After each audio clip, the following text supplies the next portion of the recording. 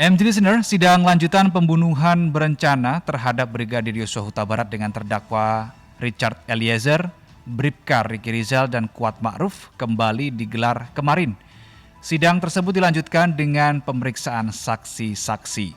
Kuasa hukum Barada Eliezer, Roni Talapesi, mengatakan saksi-saksi yang dihadirkan jaksa penuntut umum antara lain adalah asisten rumah tangga atau ART keluarga Ferdi Sambo, yakni Rojia dan Sartini.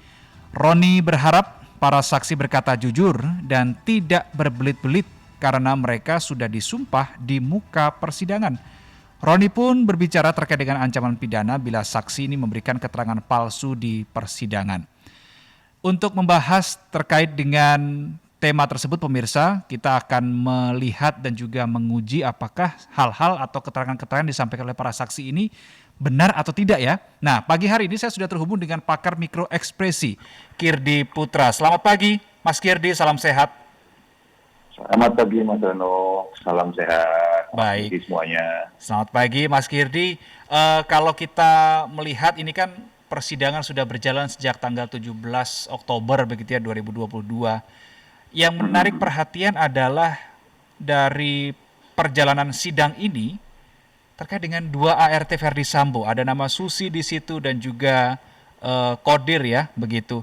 Kalau Anda melihat dari mikroekspresi, betulkah semua keterangan yang mereka sampaikan atau ada hal-hal tersendiri yang Anda soroti, Mas Kirdi?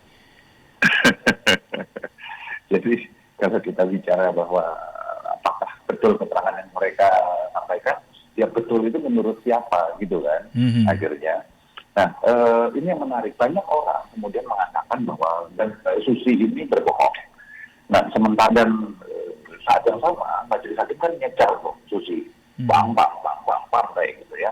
Nah, yang menariknya adalah ekspresi awal yang ditampilkan Susi itu hanya ekspresi agak tegang lah ya, agak kencang sedikit gitu, tapi tidak menampilkan ekspresi bahwa dia takut, dia macam-macam gitu. Yang makin lama karena ditekan, tenang dan stresnya keluar. Seperti dia meneguk ludah beberapa kali lebih sering dibandingkan kalau kita lihat di awal. Gitu. Juga ketika informasi dari Susi ini, kesaksian Susi ini dikonfrontir dengan Barada Eliezer, dia menunduk, dia menghindari paparan visual. Nah, ketika ketika seseorang itu menunduk menghindari paparan visual, itu biasanya disebabkan karena orang ini misalnya satu nggak mau dilihat atau lebih sering karena dia tidak nyaman untuk bisa menghadapi sebuah informasi yang kemudian dia ragukan informasinya dia jadinya. Itu sama dengan kayak shame gesture itu gesture malu gitu. Kalau orang lagi ngomongin kita nih di depan umum, kita akan rata-rata jarang sekali yang orang melihat orang itu langsung, tapi pasti kita akan menghindari melihat orang itu langsung atau menghindari sekeliling.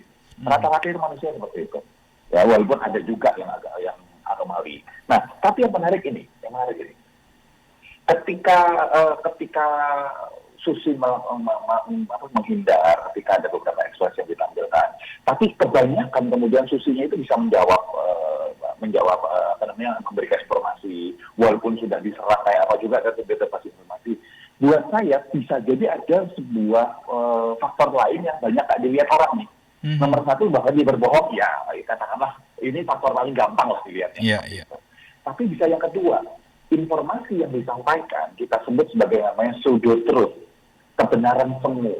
Apa ini pseudo truth, kata kebenaran semu? Kebenaran semu adalah informasi yang diyakini oleh seorang subjek gitu ya, atau seorang individu, bahwa itu adalah sebuah kebenaran karena dia tidak mengalami langsung, tapi dia meyakininya bahwa itu sebuah kebenaran. Jadi ada orang yang menginjak dengan sebuah informasi, dengan sebuah skenario, tapi si Susi ini yakin bahwa ini skenario benar nih, gitu loh. Kejadiannya seperti ini, maka dia yakin itu bisa. Tetapi gimmick atau ekspresi yang dimunculkan dari Susi ini kan tadi Anda bilang kebenaran semu. Mana yang lebih dominan begitu, Mas Kirdi? Antara Susi yang, mohon maaf, yang dibilang publik ini berbohong, atau karena dia sedang menyampaikan suatu kebenaran semu yang ternyata dia baru tahu mungkin di persidangan, loh kok berbeda ya dengan apa yang saya yakini selama ini. Itu lebih dominan yang mana, Mas Kirdi?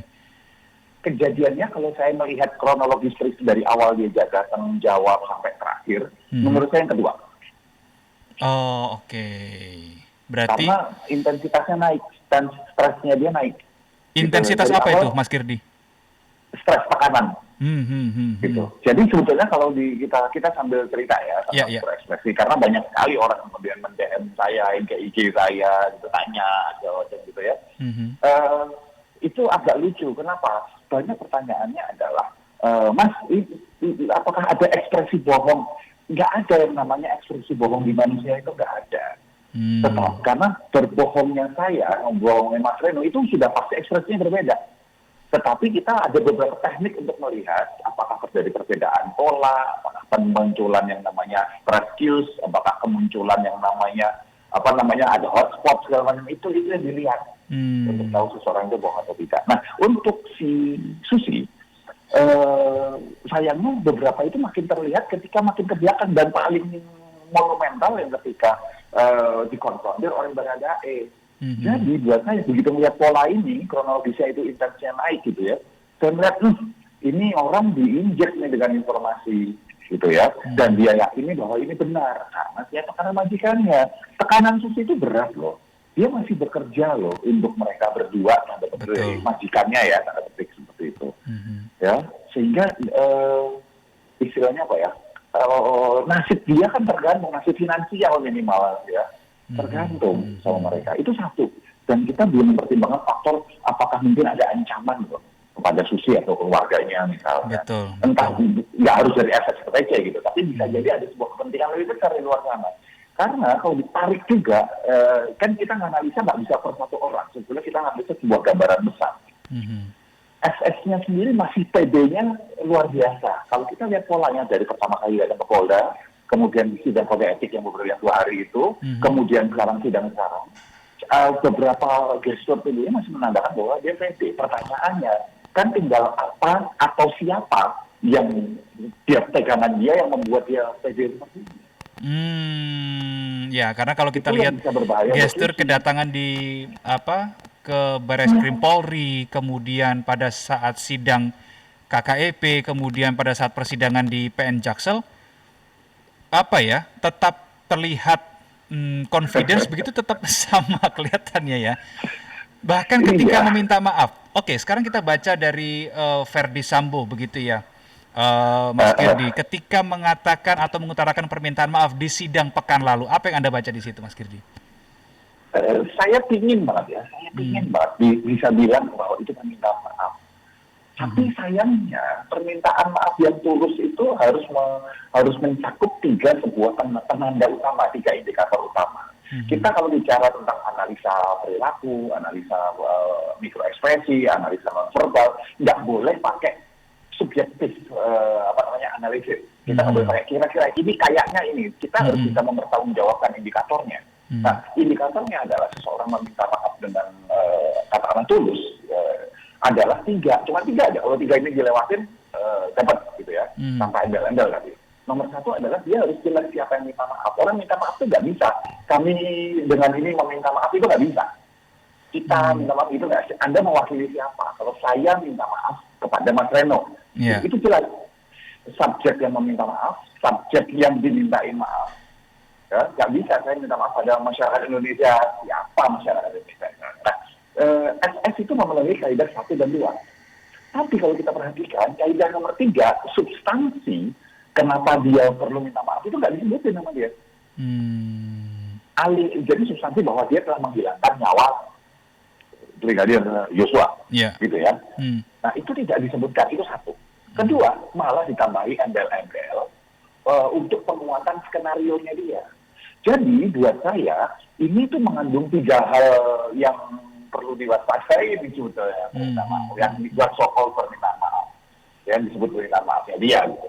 Nomor 1, permintaan maaf itu diperlukan, dan kata-kata kuasa hukum tahu bahwa seorang terdakwa perlu untuk meminta maaf supaya mendapatkan simpati, baik dari hakim, baik dari masyarakat, yang penggiringan opini. Ya. Yang kedua, ya, bahwa ketika dalam permintaan maaf tersebut, itu adalah bagian dari program untuk supaya skenario-nya itu tetap konsisten. Jadi bahwa ada pelecehan, seperti itu. Yang ketiga, ini bahasa hukum bahwa tidak ada pengakuan. Kalau ada pengakuan, artinya dia salah untuk yang dituduhkan, guilty as charged. Oke. Berarti ini cukup dalam dan cukup panjang begitu ya untuk Ini dirancang dengan sangat bagus permintaan yang disebut sebagai permintaan maaf ini. Dirancang dengan sangat bagus. Nah, pertanyaannya kalau kita nggak ngerti alat analisanya ini kan orang kita terima aja gitu. Padahal enggak, ini luar biasa buat saya dan nggak mungkin FS mikirin ini sendirian. Iya. Pertanyaan saya yang lain adalah Mas Kirdi yang saya harus katakan yang mengganggu saya ya. Ketika seseorang meminta maaf, tetapi sambil membaca, ini kan sesuatu yang ini bisa dimaklumi, tapi di sisi lain tidak bisa dimaklumi. Kalau kita benar-benar ingin meminta maaf begitu ya sudah sampaikan permintaan maaf kita bahwa permintaan maaf itu dari hati, bukan dari secari kertas yang kemudian ditulisi sesuatu. Anda melihat hal ini seperti apa? Oke, saya kalau ditanya harkat permintaan maaf secara spontan tanpa kertas, itu memang tampak ya, saya bilang saya garis bawahi, tampak lebih tinggi daripada secari kertas dengan secari kertas.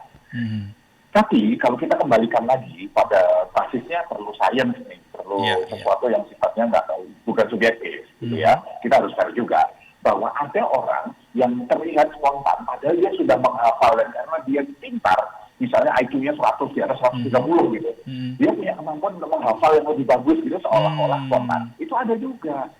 Ada juga orang yang ketika di depan publik itu grogi sehingga dia perlu untuk nulis dulu gitu. Itu aja kadang-kadang dia sebentar bacanya misalnya.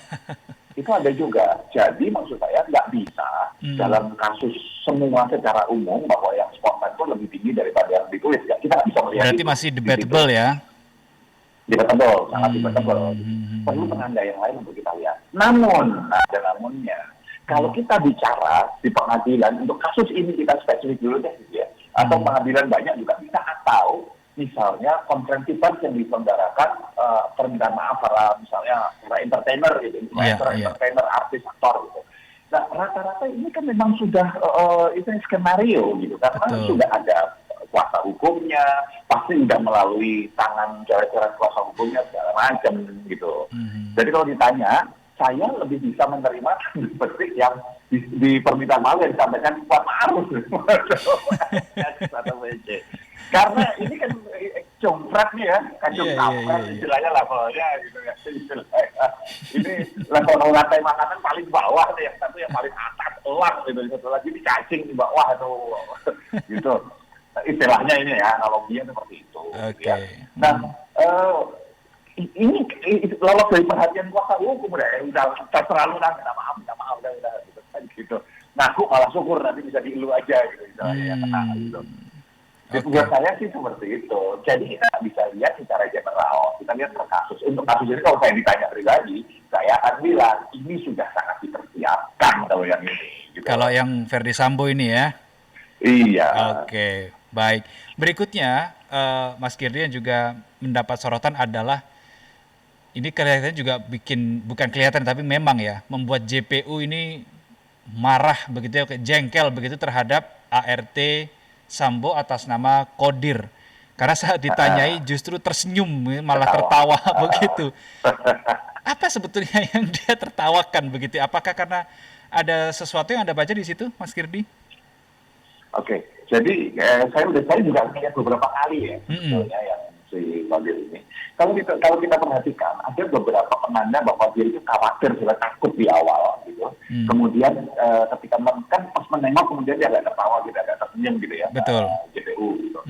Nah, jadi gini, respon emosi orang itu ada namanya secondary response. Secondary response itu adalah misalnya gini, respon awal saya takut. Misalnya contoh, saya lagi nyetir terus di lampu interchange, lampu merah gitu.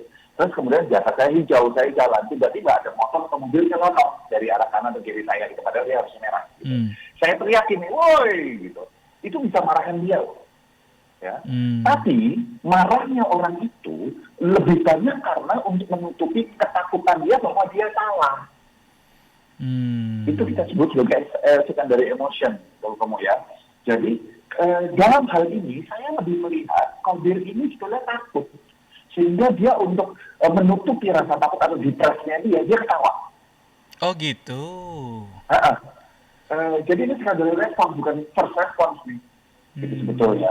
Jadi, dan ini kan biasa, berapa banyak sih teman-teman kita, keliling kita deh, saya mengajak semua pendengar semuanya juga, gitu ya, saya mengajak, yuk kita melihat mereka sebagai manusia juga, walaupun mereka di sentrum kasus besar di negara ini, tapi kan mereka juga manusia, bukan demit atau siluman gitu loh. Betul. Jadi, berapa banyak orang di sekeliling kita yang kelihatannya hidupnya banyak ketawa, riang, begitu kita tahu di belakangnya ibunya lagi sakit, terus ternyata dia pisah dengan pasangannya, kayak gitu loh. Orang-orang ini ada menutupi kelamnya hidupnya dia, sakitnya dia dengan ketawa, gitu. Ya, ada. Jadi saya lebih melihat bukannya dia ingin menghina pengadilan, enggak. Dia itu menutupi rasanya dia sih kelihatannya, tapi ya cukup terlihat kok. Menutupi rasa takutnya dia, gitu, stresnya dia. Si Kodir ini ya?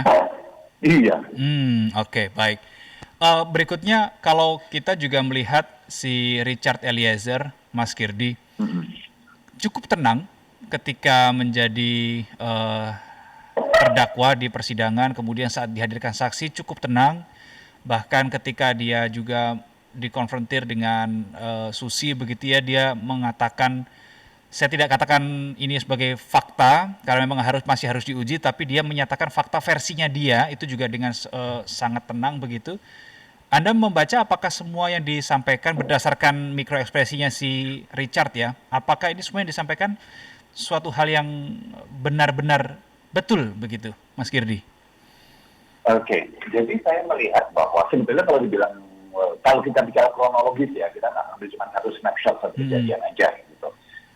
Di saat dia mengkonfrontir Susi segala macam itu, dia memang terlihat tenang, betul, bahwa dia nggak in a rush, nggak buru-buru, nggak panik, nggak takut gitu.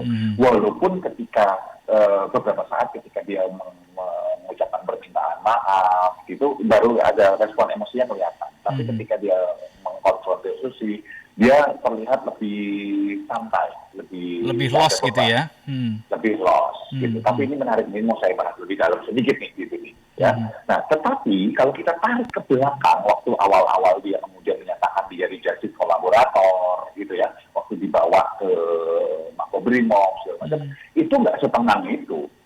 Nah, jadi buat saya ketenangan ini muncul karena satu, dikuatkan dari kuasa hukumnya. Pasti ada pengaruh dari kuasa hukumnya. Dan kedua, bahwa dia sudah tanda petik merasa bahwa dia lepas dari beban yang dia tahan. Betul. Karena dia ngomong jujur gitu, walaupun buat saya ya, saya acungi jempol untuk keberaniannya Barada Eliezer gitu, karena kan ini nggak main-main yang dihadapin. Yang dihadapin saya tidak yakin cuma satu orang atau dua orang ini. Ya, saya tidak yakin yang dihadapin cuma FF. Ini puncak gunung F. Di belakang ini siapa kita nggak tahu loh. Ya, itu satu.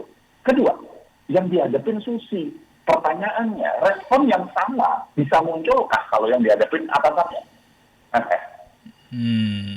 Dikonfrontir, FF ngomong gitu, terus konfrontir sama dia. Cek, bisa nggak jawab? Kita lihat respon yang sama.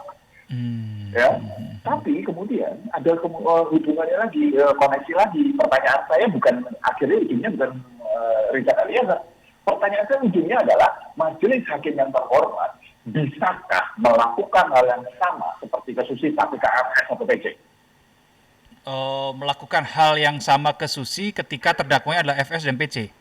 Iya, betul. Ayo coba buktikan bahwa hukum kita tidak tajam ke bawah, tumpul ke atas. Itu ketegasan yang dibutuhkan ya. Oke, baik. Terakhir, Mas Kirdi, hari ini kan ART ini akan kembali bersaksi begitu ya pada saat memberikan kesaksian terdakwa RE juga. Ini akan ada perubahan atau masih akan sama dengan kesaksian yang sebelum-sebelumnya, Mas Kirdi? Kalau menurut analisa Mas Kirdi sudah kena dalam tanda kutip bentakan hakim begitu, apakah dia akan membuat Susi ini akan berubah begitu di persidangan ini? Gini, kalau kita bicara netral, kalau kita bicara benar-benar saksi-saksi ini steril dan netral ya. Iya. Steril dan netral. Mereka hanya menyampaikan apa yang mereka ketahui. Cuma dua kok. benar-benar cuma 2 nanti lihat. Kita bisa lihat dan ini akan menjelaskan jalannya persidangan. Nomor 1, kalau dia kemudian yang mulia saya begini, saya kondisi waktu itu saya tahunya begini karena diceritain gini, saya minta maaf, saya segala macam, itu artinya netral dan steril. Oke. Tapi kalau kemudian dia tetap berpegang teguh pada cerita di awal, tapi semua pertanyaan hakim bisa dia jawab, kemudian yang saat ini gitu, maka nggak steril ini pastinya. Oke, baik. Berarti masih dalam pengaruh dan berarti artinya bahwa para terdakwa bisa mengakses para saksi. Oke, kita akan lihat bagaimana nanti di persidangan ketika Susi dihadirkan. Terima kasih pakar mikroekspresi Kirdi Putra atas waktunya sudah bergabung bersama kami di Morning Traffic. Salam sehat dan selamat kembali bertugas Mas Kirdi. Selamat pagi. Salam sehat semuanya. Waalaikumsalam.